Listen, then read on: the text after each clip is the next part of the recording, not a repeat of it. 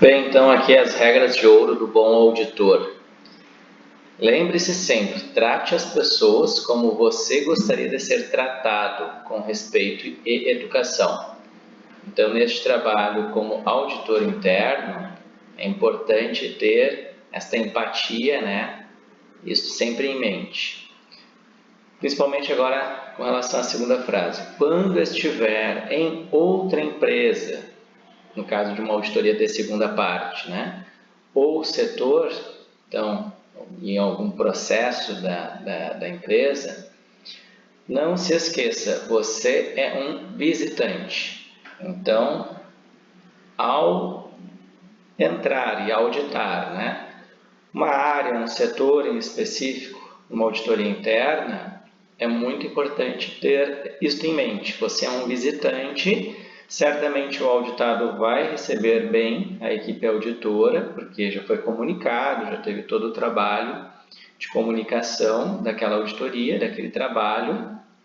Então, é muito normal este processo e muito tranquilo, né, com relação à relação do auditor e auditado quando tem isso em mente e todos aqueles bons comportamentos, né, de um bom auditor. Processo de auditoria.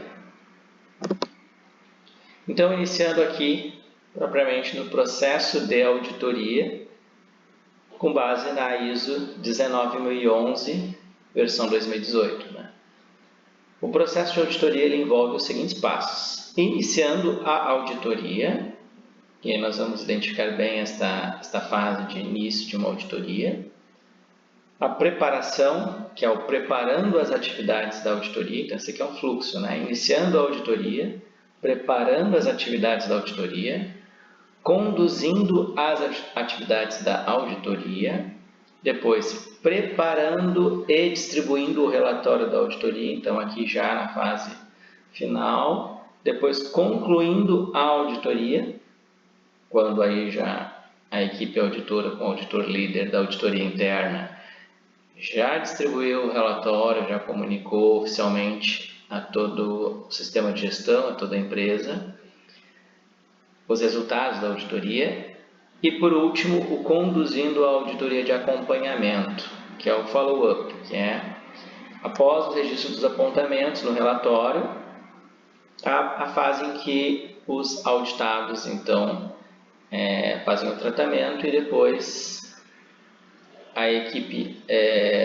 justamente, né, composta, né, por mais auditores internos, por toda a equipe da qualidade, né, vai fazer o processo de condução, então, acompanhamento dos resultados da auditoria, para verificar o tratamento, a eficácia desses planos de ação, até efetivamente a conclusão dos apontamentos. Então, esse seria todo o processo de auditoria. O que procurar durante a auditoria? Então, vamos abordar já uma das fases, né, que se refere então à condução de uma auditoria. Então, o que procurar durante a auditoria? Quando você estiver auditando, então você vai procurar por evidências que mostrem se essas práticas estão ou não de acordo com os requisitos do sistema de gestão da qualidade, o que inclui conformidade com os requisitos ISO aplicáveis. Lembrem que a ISO 19011 ela é aplicável a qualquer norma ISO de sistema de gestão. Então, pode ser a ISO 9001, que é de gestão da qualidade, ISO 14001, que é de gestão ambiental, segurança e saúde ocupacional, que é ISO 45001, de segurança de sistemas de informação ou de tecnologia da informação, né, de segurança da informação, que é a ISO 27001 e assim por diante. Né? E principalmente a satisfação do cliente. Então, quando você está realizando uma auditoria interna, você está buscando agregar também valor ao sistema de gestão e pensando no primeiro princípio de gestão da qualidade, que é o foco no cliente, é muito importante pensar e entender, bom, este processo inclusive pode aumentar a satisfação do cliente, eu posso ter este olhar, né, buscando evidências, né? Como auditar? Eis a grande questão, então. Aqui a gente vai entrar exatamente no como, na forma. Então, durante a auditoria, você fará basicamente 3 coisas. Quais são elas? Observar. Então, ao coletar dados, informações em uma auditoria, você vai usar muita técnica de observação, né? Vai observar as atividades sendo realizadas, né? Todo o trabalho naquela unidade, naquele local em que você está auditando, naquele processo. Você vai ouvir o auditado nas entrevistas, seja gestor, um líder, um colaborador. Para quê? Para verificar o que? Conformidade com os critérios, né? Pode ser uma norma, uma instrução de trabalho, uma rotina lá naquele processo. Conformidade do sistema de gestão e assim por diante. Então, você observa, você escuta para verificar. Aqui muito importante a demonstração neste fluxo aqui do processo de coleta e verificação, coleta de dados, de evidências, né, e verificação. Primeiro, a fonte da informação você busca, né, então lá na fonte, você não vai escutar alguém falou, né, não, você vai lá no local verificar, lá na fonte da informação verificar.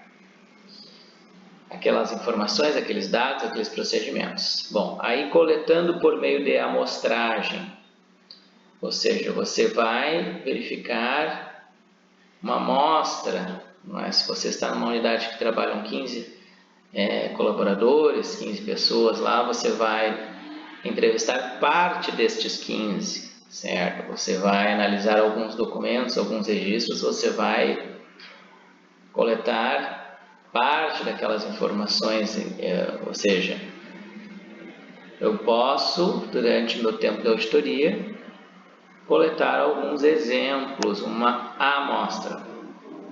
Depois, a evidência de auditoria, que é aquele dado, aquele fato já concreto, em que eu posso depois fazer os registros.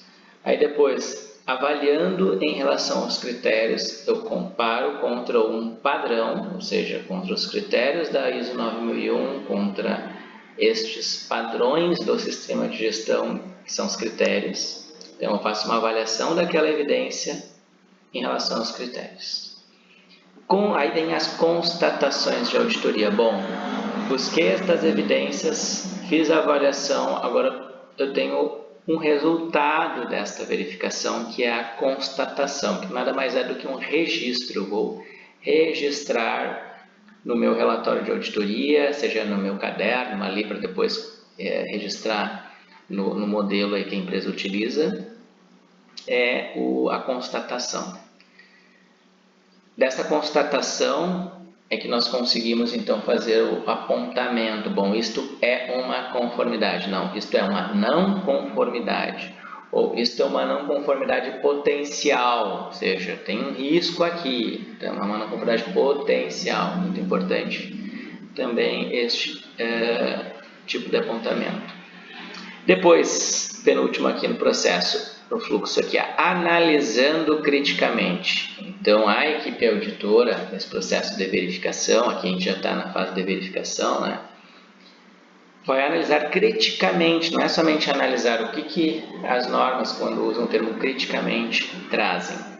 Que eu não vou só fazer uma análise superficial, eu vou fazer uma análise crítica daquela evidência que gerou uma constatação, junto à equipe auditora, confrontando com os padrões, que são os critérios, fazendo essa análise crítica, então, para aí sim ter a conclusão da auditoria. Seja a auditoria parcial, ou seja, a auditoria feita em uma parte, lá naquele processo, né, com base em amostragem. Então, eu entrevistei 3 colaboradores e um gestor, analisei 8 documentos, porque eu tenho um tempo de auditoria, eu preciso controlar isso, então eu não vou analisar 50 documentos, não, vou analisar uma amostra e seguir, né, o processo até fazer a conclusão da auditoria naquele local, né? E aí, claro que isso também depois vai juntar com todos os apontamentos da auditoria para fazer a conclusão de toda a auditoria interna. Mas aqui dando o exemplo de um processo que está sendo auditado, um setor, uma área em específico, lá na fonte da informação eu vou fazer este processo aqui de coleta e verificação. Seguindo aqui no coletando evidências objetivas. Então, o que é a evidência objetiva, né? Já que evidência já foi explicado, mas o que a norma ISO 19011 aborda sobre evidência objetiva? Ela é um fato, a evidência objetiva, observável, ou um exemplo concreto que substancia, então, informações. Então, muito importante entender que é algo palpável, né? Que de outro modo seriam subjetivas. Então, elas precisam ser concretas, eu preciso ter dados, números, o que eu estou avaliando, com quem que eu estou conversando, não é? Entrevistando, para a partir daquilo ter uma evidência objetiva. O seu ponto de vista subjetivo ou de outra pessoa não se constitui em evidência objetiva.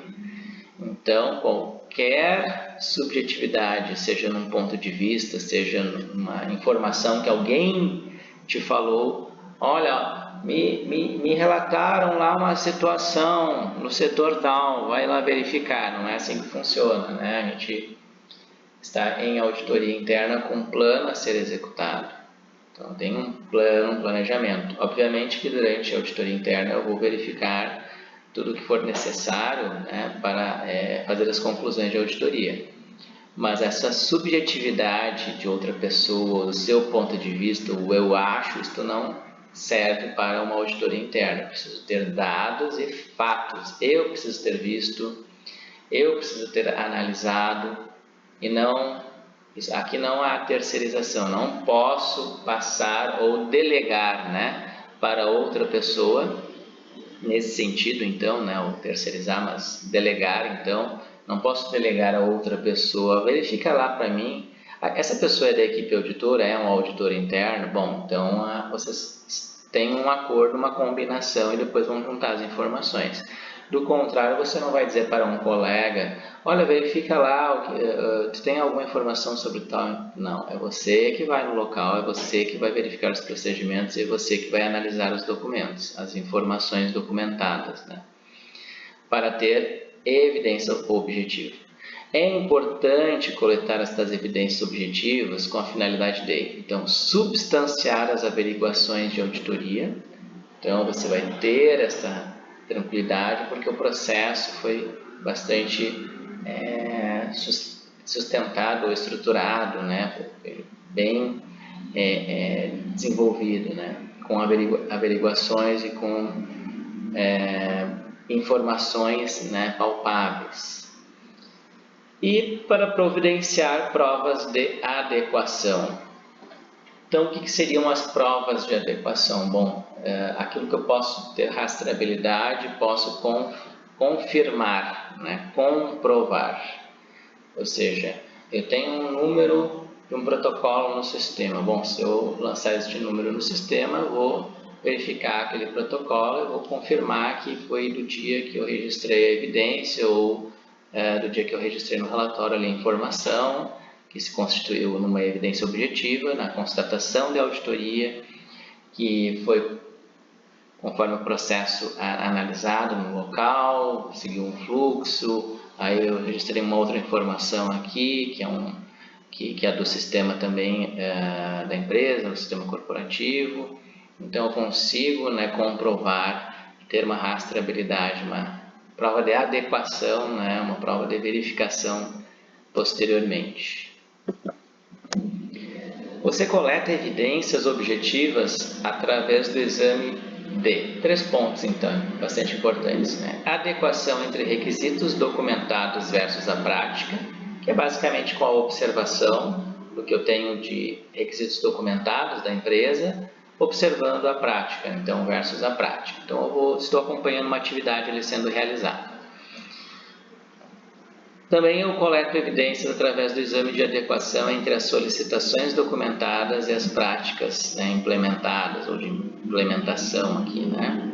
Então, essa adequação é quando o auditado também nos explica, bom, eu solicitei informações, estou verificando a prática ou um registro, né? Ele informou que é feito desta forma. Bom, vamos comprovar através de documentos que eu vou solicitar se realmente está conforme aquilo que ele relatou e conforme aquilo que o gestor já indicou que é daquela forma, conforme o procedimento, né, XYZ.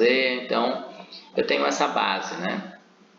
E também através do exame de evidência concreta da compreensão e conhecimento de funcionários. Ou seja, essa informação pode ser coletada em entrevistas, que é a maior parte, né, de uma auditoria interna através de entrevistas, com vários funcionários da mesma área, comparando-se suas respostas. Aqui, né, num exemplo que eu vou usar aqui para vocês, seria um executores da atividade. Então, vamos dando exemplo ali de 15 colaboradores, 15 funcionários de um setor. Vamos falar ali do setor de produção, certo? Uma etapa da produção.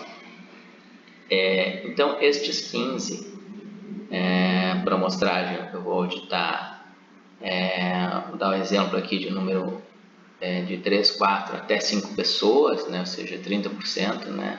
Se for 33% se for 5 pessoas, né? De 15, então seria uma boa amostragem. Então, eu vou conversar com 5 pessoas exatamente para confrontar, comparar as respostas. E não é porque o auditor está duvidando, né, do primeiro, do segundo, é porque ele quer verificar a conformidade, um padrão, ele quer verificar se o procedimento, inclusive, foi bem implementado com relação àquele conhecimento que os funcionários receberam. Então, é muito importante essa técnica também, para fazer essa comparação, também verificando conforme o padrão, que é lá o procedimento, e isso é uma técnica de auditoria, então a gente verifica desta forma e também consegue comprovar. Olha, o procedimento diz que o funcionário deve indicar sempre no início de um atendimento o número do protocolo, procedimento da empresa. Aí nós verificamos lá que dos 5, 4 indicaram que no momento, né, do atendimento que o protocolo é registrado, é informado no início do atendimento. E um funcionário lá indicou que não entrega o protocolo no início do atendimento. Bom, aí nós temos já na constatação um problema. Bom, dos 5 dessa amostragem, 4 indicaram que é no início do atendimento, conforme o procedimento. Um indicou que não é no início do atendimento. E aí se comprova e se confronta com o padrão e verifica, o procedimento realmente está aqui vigente, né, indicando que é no início do atendimento. Bom, e aí a gente faz uma amostragem um pouquinho maior. Deixa eu auditar agora mais um sexto colaborador aqui, e se o tempo permitir um 7º, inclusive, para confirmar e verificar se foi pontual aquele desvio, né, para eu fazer o registro, a constatação de auditoria, ou não. Então, a gente verifica desta forma, né? Muito importante seguir uma trilha de auditoria e fazer uma verificação quando se identifica um problema, né? Que aqui com certeza seria potencial. Bom, eu tenho da amostra um desvio aqui, já, né, tem uma indicação, se realmente só foi aquele funcionário, bom, aí no tratamento o auditado, lá, a área auditada é que vai verificar a causa, analisar a causa adequadamente, né? Seguindo aqui no coletando evidências objetivas, nós temos agora um exercício exatamente para conseguir entender, compreender bem esta etapa, né, que é o coletando evidências objetivas. Então, aqui no exercício, o procedimento de compra IA, né, simbolizando aqui a sigla aqui, uma instrução administrativa, por exemplo, né, no procedimento de compra, número 99.123, né, indica um formulário através do qual o gestor aprova por escrito todos os pedidos de compra. Então aí, qual é a atividade da equipe? É examinar aleatoriamente vários registros de pedidos de compra para comprovar se a assinatura do gerente de compras está fixada em todos eles, conforme determinado. Então isso aqui foi em uma reunião de planejamento da auditoria. Olha, a gente vai auditar a área de compras lá e tem um procedimento, então já tem uma indicação. Bom, vamos aqui no nosso planejamento já fazer aqui o exercício aqui de verificar isso, né? E muito importante aqui também verificar que aleatoriamente, que é analisar registros aleatórios, exatamente isso. Eu não vou pegar todos no mesmo dia, correto? Eu não vou analisar todos, né? De forma aleatória ali, eu vou pegar, bom, eu quero um de ontem, outro da semana passada, outro de 2 meses atrás, me ver um, né, do mês X, né? Enfim. Então, dessa forma, eu faço uma amostra e analiso alguns registros de pedido de compra para comprovar. O que nós queremos é comprovar com este padrão ou critério. Isto é um critério de auditoria. Bom, a empresa tem um procedimento e isso deve ser feito desta forma. Então, passou a ser requisito do sistema de gestão. Então, a empresa implementou um procedimento. Então, agora ele deve ser seguido. Indica um formulário, através do qual o gestor deve aprovar por escrito todos os pedidos de compra. É todos os pedidos de compra, não é algum, é todos. Então, o procedimento estaria sendo bem claro aqui, indicando isso. Então, eu tenho que encontrar lá a aprovação, que aí foi informado neste exercício aqui, que é a assinatura do gerente de compras. Ok. Então, nesse exercício prático aqui, é um exercício bem de simulação, né? Se observa, então, com a prática versus os procedimentos documentados, que é aqui essa instrução, em que o auditor deve fazer o quê? Observar algumas operações ou atividades na prática. Então, cheguei no dia da auditoria interna, estou aqui observando essas atividades. Anote o que está sendo feito, procure verificar se a prática está conforme o observado nos documentos e registros, que é a informação documentada, né? Que a norma ISO 9001 traz. Então, documentos e registros, estou analisando. Eu vou pedir ao auditado explicações e esclarecimentos, se necessário, né, com base naquelas amostras, naquelas análises que eu estou fazendo. O auditado fica todo o tempo ali com você, certo? Então, compare o que você vê com as especificações delineadas no procedimento para aquela operação ou atividade, né? E aí vem a questão. A constatação de auditoria, então, com base nas informações, nas evidências, né, resultou no seguinte: ao observar se a prática está conforme com o verificado nos documentos e registros, constatou-se que dos 5 registros de compras analisados, 2 não estão com a assinatura do gerente de compras. Aqui se sublinhou não estão, aqui só para ficar bem claro aqui, então, que foram analisados 5 registros no dia da auditoria e 2, então um exemplo hipotético aqui, né? 2 não estão com a assinatura do gerente de compras. Bom, dos 5, 2 não estão, a minha amostragem foi de 5 e eu identifiquei aqui um desvio, correto? Então, 2 não estão com a assinatura do gerente. Bom, isto está contra o procedimento, né? O que está acontecendo aqui, né? Então, agora a tarefa é a seguinte. Vocês devem, né, aqui descrever a evidência objetiva na tarefa 1. Então, aqui é a primeira tarefa aqui do curso e as tarefas, elas são sequenciais. Então, na sequência lá do curso vai ter a tarefa 3, 4, 5, 10, né? Enfim. Aqui na tarefa 1, vocês vão descrever a evidência objetiva, que é, bom, eu vou completar essa informação, né, conforme, né, eu verifiquei, né, usando a técnica de observação, né. Aqui tem uma parte, né, desta evidência, obviamente aqui já tem o que eu verifiquei no dia, né? Foram 5 registros, dos 5, 2 não estão com assinatura, não é? Estou descumprindo então o procedimento. Então aqui é para escrever conforme o entendimento de vocês aqui, porque é a primeira atividade de descrição de evidência objetiva.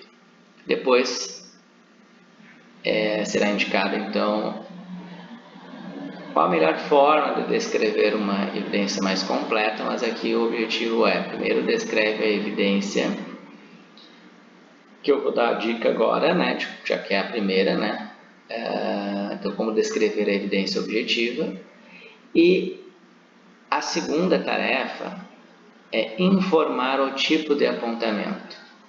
Bom, aqui está sendo indicado 2 tipos de apontamentos, é um ou outro, certo? Ou isto é uma não conformidade, ou seja, não está conforme, né, com os requisitos.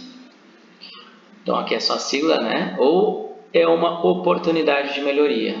Bom, teve um pequeno desvio, tem que melhorar, né? O que vocês entendem, né, sobre o tipo de apontamento com base nisso que nós verificamos nos 2 slides, né, neste e no anterior. Lembre-se, o objetivo de uma auditoria é o que, né? Verificar a conformidade do sistema de gestão. Mas, ao encontrar evidências de não atendimento a um requisito, o registro deve ser claro e objetivo. É muito importante, falando da evidência objetiva, né, de um registro também ser claro, né, ser objetivo, não é um texto enorme que vai ser escrito, são 2 parágrafos, não é? 3 máximo numa constatação, parágrafos pequenos. Aqui, por exemplo, neste parágrafo, ele é a parte da evidência, né, que está descrita, mas a evidência barra constatação, né, agora, que vocês precisam descrever, qual foi a evidência, né? Bom, a evidência ela não está completa aqui, né? Eu preciso descrever ela de forma completa, né, junto com a constatação aqui, para aí sim ter uma constatação de auditoria, né? Então, ao final do módulo aqui vai ser trazido uma descrição completa, né, uma descrição, né, mais adequada desta evidência objetiva com a constatação que está aqui. Então, parte do texto já está aqui e parte do texto, que é a dica que eu vou dar, também já está aqui. Olha, ele está indicando um procedimento, não é, para eu descrever adequadamente, então, esta constatação com a evidência. Então, este descrever a evidência objetiva é a evidência objetiva barra constatação, porque o que nós precisamos colocar no relatório de auditoria interna é uma coluna, uma informação que é a evidência e a outra que é a constatação. Aqui ela não está completa porque o trabalho agora é vocês fazerem esta descrição. Então descrevam, não é, o que ocorreu neste exemplo hipotético. Observar a prática, né, se encontrou X procedimentos, registros, sendo que X não estavam com assinatura, sendo que isto, sendo que aquilo, descumprindo o que, né? Então, da forma e do jeito de vocês vão fazer esta descrição e vão reler para verificar se este registro de auditoria ele ficou claro e ficou objetivo, né? Então, sem escrever demais, né? Tentem escrever 2 parágrafos, é suficiente aqui no máximo, para não ficar uma frase muito longa também, né? Importante aqui, em que o auditado, ao ler, entenda, né? Está claro aqui que realmente teve um problema, um desvio. O segundo, então, é só indicar o tipo de apontamento. É uma não conformidade ou é uma oportunidade de melhoria, né? Indique ali que depois será corrigido, né, estes 2 exercícios. Bem, seguindo aqui, algumas técnicas de questionamento. Então, o que nós vamos verificar agora é os dois tipos principais de perguntas, não é, a serem feitas em uma auditoria. Basicamente, então, são dois tipos, ou perguntas fechadas ou perguntas abertas. Em auditorias faz os dois tipos de perguntas, abertas e fechadas, vocês já vão entender por quê. E as diferenças entre os dois tipos de perguntas. Cada tipo é utilizado para propósitos diferentes e nos dão informações úteis. Então, vamos lá. Exemplos de perguntas fechadas. Você utiliza um procedimento quando desempenha esta operação? Então, o auditor está fazendo esta pergunta ao auditado. Você está autorizado a receber e despachar produtos da área de armazenamento? Você foi treinado para esta função? Então, aqui, qual é a semelhança nessas três perguntas? É que nas perguntas fechadas, as respostas sempre vão ser sim ou não. Isso aí significa que eu estou fazendo uma pergunta fechada. A resposta vai ser só sim ou não. Ou seja, você utiliza um procedimento quando desempenha esta operação, o auditado vai dizer sim, utilizo. Ah, utiliza? Não, não utilizo. Bom, conforme as respostas, vai se avançando, né, nos outros questionamentos. Por exemplo, aqui na última, né, você foi treinado para esta função? Sim, fui treinado. Bom, agora eu tenho que seguir, né, a auditoria perguntando, você foi treinado? Aí sim eu acrescentaria as outras perguntas. Qual treinamento? Porque aí eu quero verificar a competência, né, daquele auditado, daquele executor, na atividade que ele está realizando para verificar lá um requisito da ISO 9001 que nós vamos abordar lá no módulo 5. Né? Mas o objetivo então é simples aqui, é ter a informação clara ali se tem ou não tem, sim ou não. E as perguntas abertas então, quais seriam? Aqui ficou fácil, né? Porque as perguntas abertas elas ajudam a obter descrições, explicações e qualquer outra informação que o auditado possa ter. Então, qualquer outra pergunta que a resposta não seja simplesmente sim ou não, ou seja, precisa ter uma resposta, uma complementação, uma informação, é uma pergunta aberta, ou seja, uma pergunta cuja resposta que será aberta, ela vai ser uma resposta. Pode ser uma resposta de uma frase, uma resposta de 1 minuto, 3, 5 minutos. Eu já vi, né, presenciei auditados ficarem 5, 6 minutos ali na resposta de uma pergunta. E claro que é o papel do auditor interno ali, também, né, abordar ali o auditado, verificar, daqui a pouco se ele não entendeu a pergunta, daqui a pouco ele está explicando muito além, mas já está respondendo outras perguntas que eu tenho também aqui no meu planejamento, bom, então está ok, né? Mas também é papel do auditor interno ali fazer esta abordagem com o auditado. E as perguntas abertas normalmente começam por quem é o responsável, né? Qual é o prazo, né? Onde, né, é executado, onde, né, esse serviço é feito. Porquê, quando, como, né, a forma que é executada, uma atividade muito importante aqui, quanto, aqui para dar noção de quantidade, não de valor, não de reais, mas quantidade, né, quantos, quantas, né,